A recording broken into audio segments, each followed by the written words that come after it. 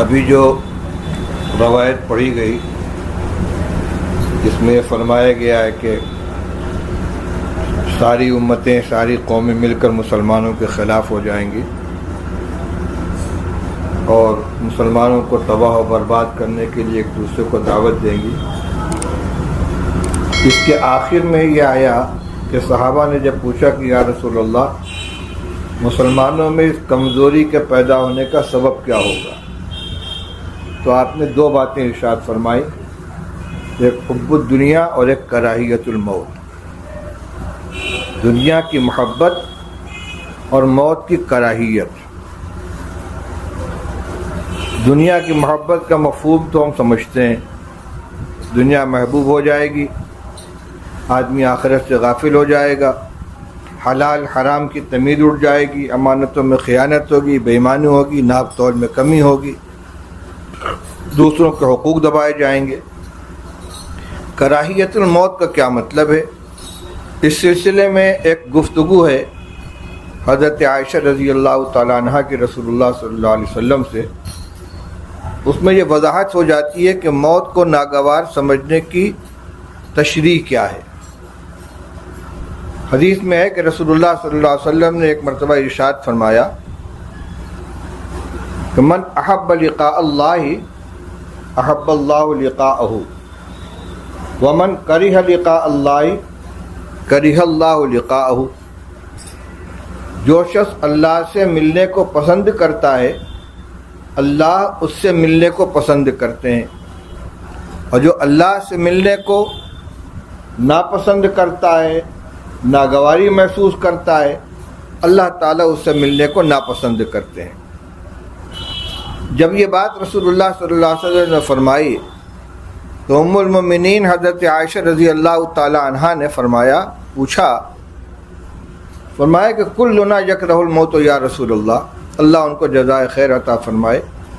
یا رسول اللہ یہ تو فطری چیز ہے، طبعی چیز ہے، ہر آدمی فطری طور پر موت کو ناپسند کرتا ہے، اور اللہ تعالیٰ سے ملنے کو پسند کرنے کا مطلب ہوا موت کے پل سے گزر کر اللہ سے ملنا، اور اللہ سے ملنے کو ناپسند کرنے کا مطلب یہ ہوا کہ آدمی مرنا نہیں چاہتا کیونکہ مرنے کے بعد اللہ سے ملاقات ہوگی.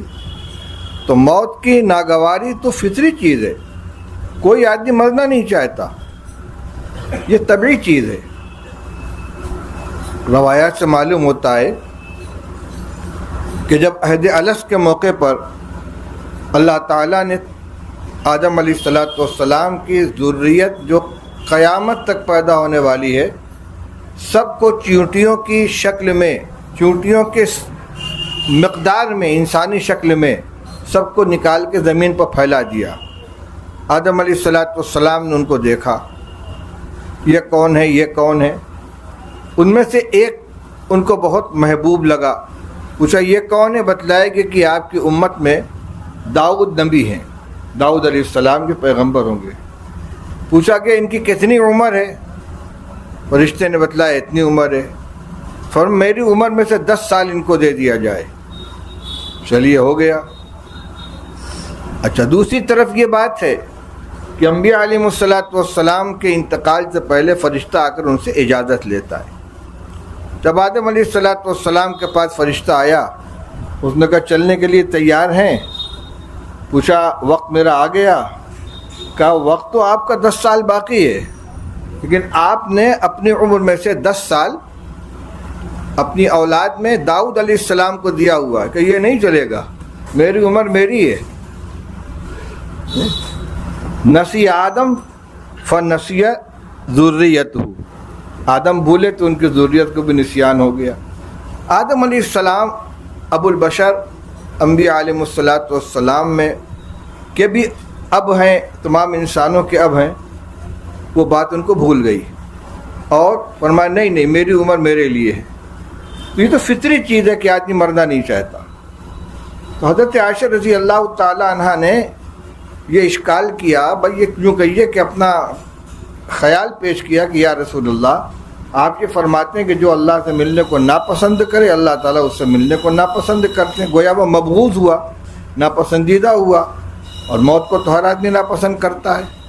تو رسول اللہ صلی اللہ علیہ وسلم فرمایا لیس ذاکی، جو موت کی کراہیت تم کہہ رہی ہو یہ میری مراد نہیں ہے۔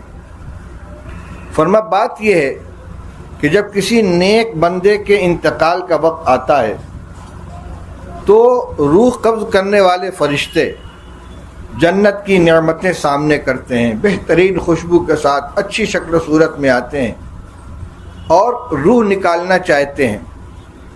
تو چونکہ اس روح کے سامنے جنت کی اور آخرت کی نعمتیں ہوتی ہیں، اس نے زندگی گزاری ان کے شوق میں، وہ بے قرار ہوتی ہے نکلنے کے لیے، اور بڑی عافیت کے ساتھ اس کی روح قبض کر لی جاتی ہے۔ روایات سے معلوم ہوتا ہے ایسے روح نکلتی ہے جیسے کسی بوتل میں پانی بھرا ہوا ہو اور اس کو الٹ دیا جائے اور پانی از خود گرنا شروع ہو جاتا ہے۔ تو وہ جب روح کے نکلنے کا وقت آتا ہے تو وہ اللہ سے ملنے کو پسند کرتی ہے کہ جلد سے جلد میں اس قفس عنصری سے آزاد ہو کر اللہ کی نعمتوں میں پہنچ جاؤں۔ اور جب کوئی فاسق و فاجر آدمی کے انتقال کا وقت آتا ہے تو اس کے سامنے عذاب کے فرشتے آتے ہیں اور عذاب کی چیزیں اس کے سامنے پیش کی جاتی ہے، تو وہ مرنا نہیں چاہتا، اس کی روح نکلنا نہیں چاہتی، زبردستی اس کی روح نکالی جاتی ہے۔ یہ ہے موت کو ناپسند کرنا۔ یہ جو کہا کہ من کریہ لقاء اللہ کریہ اللہ لقاءہ، یہ کراہیت وہ ہوگی کہ جو اپنی بدعملی کی بنا پر، اپنے گناہوں کی بنا پر مرنا نہ چاہے گا روح قبض کرنے کے وقت، کیونکہ اگر میں اب اس دنیا سے اس عالم میں منتقل ہوا عالم برزخ میں گیا تو عذاب کا سامنا کرنا پڑے گا، اس کے لیے بارے میں فرمایا گیا ہے کہ اللہ تعالیٰ اس سے ملنے کو ناپسند کرتے ہیں۔ تو اب دو چیزیں ہو گئیں، ایک ہے موت سے طبعی طور پر، موت کی طبعی طور پر کراہت اور ناگواری، وہ کوئی حرج کی بات نہیں ہے، اس سے تو روایات سے اس کا ثبوت ملتا ہے۔ اور ایک ہے گناہوں کی بنا پر ڈرنا کہ میں اگر مرا اور میری روح اگر قبض کر لی گئی تو عذاب کا سامنا کرنا پڑے گا، یہ اس شخص کے لیے ہوگا جو گناہگاری کی زندگی بسر کر کے گیا ہے۔ تو اب حاصل یہ نکل گیا کہ جو نیک صالح متقی پرہیزگار اللہ سے ڈرنے والے آخرت کی تیاری کرنے والے ہوں گے، یہ خود بھی اللہ سے ملنے کو پسند کرتے ہیں، اللہ بھی ان کے ملنے کو پسند کرتے ہیں۔ اور جو گناہگار فاسق و فاجر آخرت کو بھلانے والے ہوں گے، یہ خود بھی اللہ سے ملنا نہیں چاہیں گے اور اللہ تعالیٰ کو بھی ان کی ملاقات پسند نہیں ہوگی۔ اور یہ جو میں نے کہا کہ موت کی ناگواری طبعی ہے، حدیث سے ثابت ہے۔ ایک حدیث قدسی کے اندر یہ مضمون موجود ہے کہ اللہ تعالیٰ فرماتے ہیں کہ میں بندے کی روح قبض کرواتا ہوں، اس کو موت دیتا ہوں، اور اس کے بغیر اس کو چارہ کار نہیں ہے اور وہ اس کو پسند نہیں ہے، اور مجھے اپنے بندے کی ناگواری پسند نہیں ہے۔ یعنی میں نہیں چاہتا کہ میرا کوئی محبوب بندہ کسی ایسی صورتحال کا سامنا کرے جو اس کو ناگوار ہو۔ اور موت کو طبعی طور پر کوئی پسند نہیں کرتا، لیکن موت کے بغیر چارہ کار نہیں ہے، کیونکہ دنیا میں ہر شخص ایک محدود عمر لے کر آیا ہے۔ تو اس حدیث قدسی کے اندر یہ آیا ہے کہ بندہ موت کو ناپسند کرتا ہے، یہ ناپسندیدگی طبعی ہے، اور وہ جو شوق ہے اللہ سے ملاقات کا وہ اختیاری ہے، وہ ایمان کے تقاضے سے ہے۔ اس لیے حدیث کا حاصل یہ نکلا، جو حب الدنیا و کراہیت الموت میں جو لفظ آیا ہے، مسلمانوں کے اندر جو بزدلی اور کمزوری پیدا ہوگی اس کی بنیاد کیا ہوگی؟ دنیا سے محبت اور موت کی کراہیت۔ تو موت کی کراہیت یہی ہے کہ چونکہ آخرت کی کوئی تیاری نہیں کی ہے اور اللہ کے پاس جانے کا کوئی انتظام نہیں کیا ہے، اس لیے موت سے ڈرتا ہے۔ اور جو تیاری کرنے والے تو ان کا کیا حال تھا؟ فزت ورب الکعبہ کا نعرہ لگاتے تھے، برچھی لگی ہے تو کیا کہا تھا حضرت انس بن نضر حضرت حرام کے جو بھائی تھے، جب غزوہ بیر معونہ کے موقع پر ان کو خنجر مارا گیا تو انہوں نے آواز لگائی تھی فزت ورب الکعبہ، رب کعبہ کی قسم میں کامیاب ہو گیا۔